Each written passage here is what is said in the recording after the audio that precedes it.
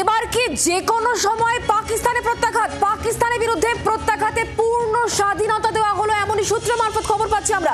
পূর্ণ স্বাধীনতা পেয়ে কি এবার যোগ্য জবাব দেওয়া হবে সেনার তরফ থেকে পাকিস্তানকে? পাকিস্তানের বিরুদ্ধে কি এবার প্রত্যাঘাতের স্ট্র্যাটেজি? এবার কি যে কোনো সময় পাকিস্তানে প্রত্যাঘাত হবে? পাকিস্তানের বিরুদ্ধে প্রত্যাঘাতে পূর্ণ স্বাধীনতা দেওয়া হলো এমনই সূত্র মারফত খবর পাওয়া যাচ্ছে।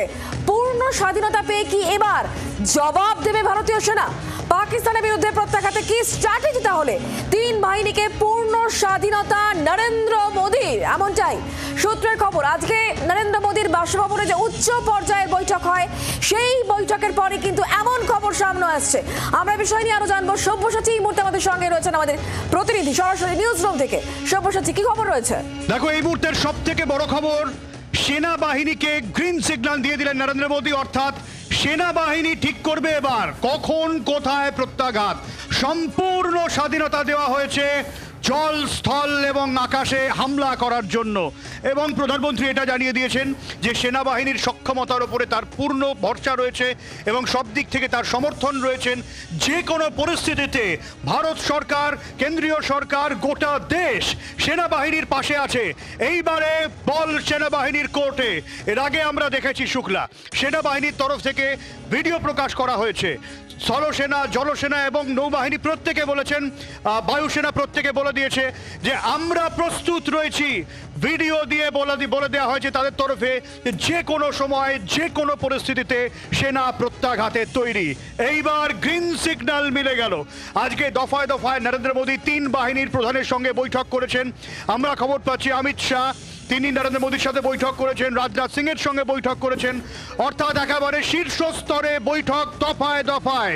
তারপর এই সিদ্ধান্ত, এবং এই সিদ্ধান্তের পর তিন বাহিনীর সেনা তাদেরকে গ্রিন সিগন্যাল দেওয়া হয়েছে।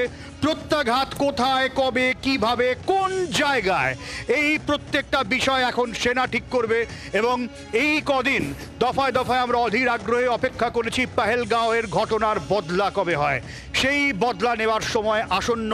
অন্তত আজকে প্রধানমন্ত্রী নরেন্দ্র মোদীর এই বার্তা, যে বার্তা সামনে এসেছে, সেই বার্তায় বলে দেওয়া হয়েছে যে আর কোনো বাধা নেই। এইবারে সেনাবাহিনীর কোর্টে বল। সেনাবাহিনী যে চূড়ান্ত প্রস্তুতি নিয়ে রেখেছে। দুদিন আগে আমরা দেখেছিলাম যে সেনার তরফ থেকে একটা পোস্ট করা হয়েছে, খুব ইঙ্গিতপূর্ণ সেই পোস্ট ছিল, যেখানে তারা বলছে তারা রেডি এবং তারা সর্বদা সতর্ক। আর তখনই এই প্রশ্নটাই ঘোরাফেরা করছিল, তাহলে কি শুধুমাত্র নির্দেশের অপেক্ষা? আজ সেই নির্দেশে শিলমোহর পড়লো, তাই না? নির্দেশ সামনে এসে গেছে। যেরকম তোমায় বলছিলাম শুক্লা, যে কথা তুমি বলছো যে সেনাবাহিনীর তরফ থেকে বলা হয়েছে তাদের তরফ থেকে তারা প্রস্তুত রয়েছে। তারা যে কোনো পরিস্থিতি, যে কোনো জায়গায় শত্রুকে আঘাত করতে, শত্রুকে নিকেশ করতে প্রস্তুত রয়েছে। শুধু গ্রিন সিগন্যালের অপেক্ষা। সবুজ বাতি জ্বলে গিয়েছে শুক্লা। এইবারে আর কেউ আটকাবার নেই।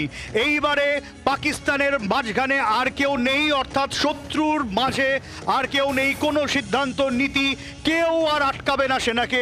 সেনাকে সবুজ সংকেত দেওয়া হয়ে গেছে। এইবারে বায়ুসেনা হোক বা জলসেনা হোক বা নৌবাহিনী হোক বা স্থলসেনা, প্রত্যেকে যেরকম প্রস্তুত ছিল বিভিন্ন স্ট্র্যাটেজিক লোকেশনে ইতিমধ্যেই সেনার সর্বোচ্চ স্তরের প্রস্তুতি নেওয়া হয়ে গিয়েছে। এবং কোথায় কিভাবে সেনা মোতায়েন রয়েছে সমস্তটাই চূড়ান্ত গোপন রাখা হয়েছে। একেবারে মিডিয়ার কাছে অ্যাডভাইজারি জারি করা হয়েছিল যে কোনো রকম কোনো তথ্য নয়। ফলে পাকিস্তান এখনো পর্যন্ত জানে না কোথা দিয়ে কিভাবে প্রত্যাঘাত আসবে।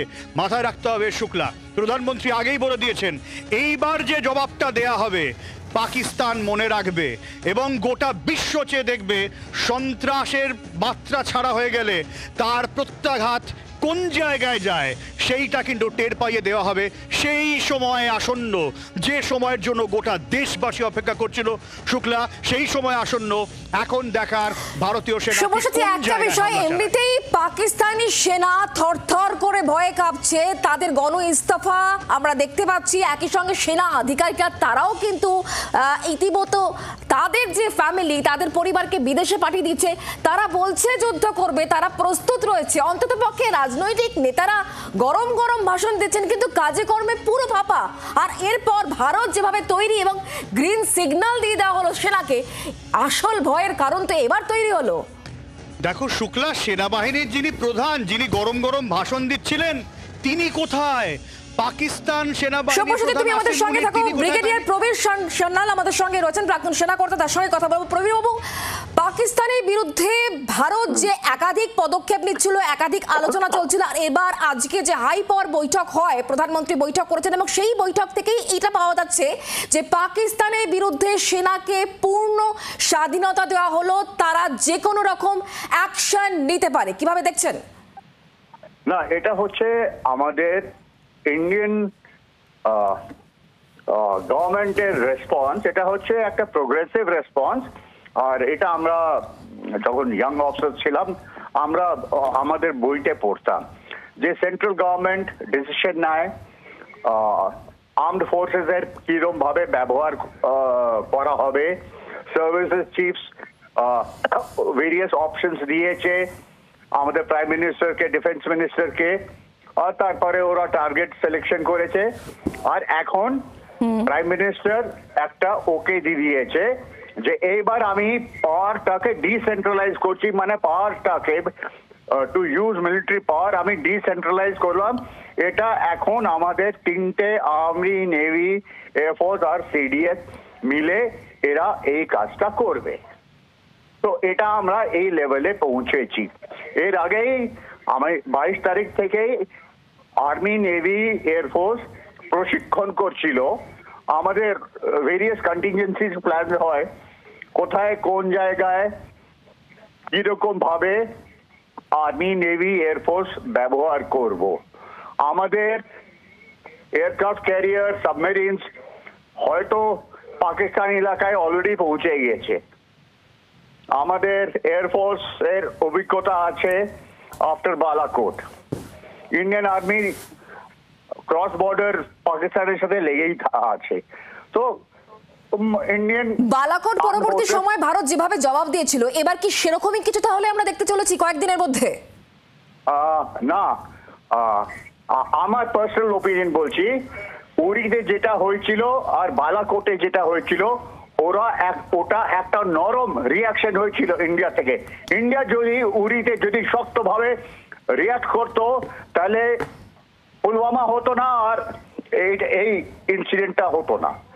যেহেতু আমরা নরম রিয়াকশন করেছি বলে পাকিস্তান ওটা ইউজ করেছে যে ইন্ডিয়ার রিয়াকশনটা একেবারে নরম হবে, আমরা সেটা সহ্য করে নেব। এখন দেখা যাক ইন্ডিয়ার রেসপন্সটা কত শক্ত হবে।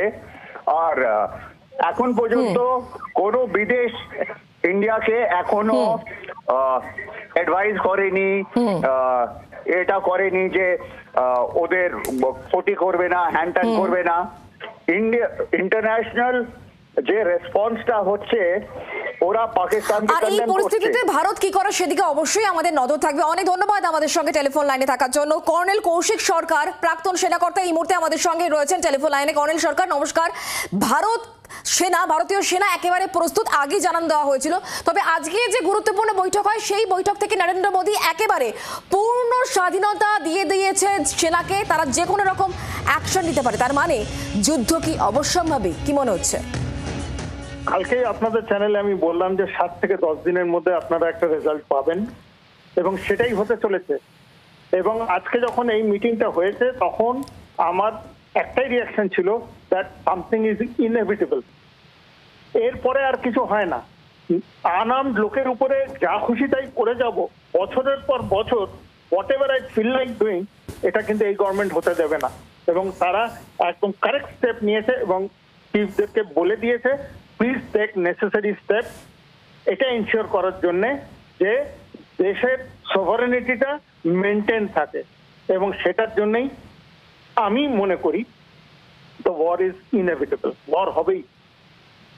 ধন্যবাদ আমাদের সঙ্গে টেলিফোন লাইনে থাকার জন্য। আজকে খুবই গুরুত্বপূর্ণ এবং উচ্চ পর্যায়ে বৈঠক হয় প্রধানমন্ত্রীর বাসভবনে। সেই বৈঠক হয়েছে, প্রতিরক্ষা মন্ত্রী, বিদেশ মন্ত্রী উপস্থিত ছিলেন বৈঠকে। সেই বৈঠকে সিডিএস জেনারেল অনিল চৌহান তিনি উপস্থিত ছিলেন এবং আরএসএস প্রধান মোহন ভাগবত এই বৈঠকে উপস্থিত ছিলেন।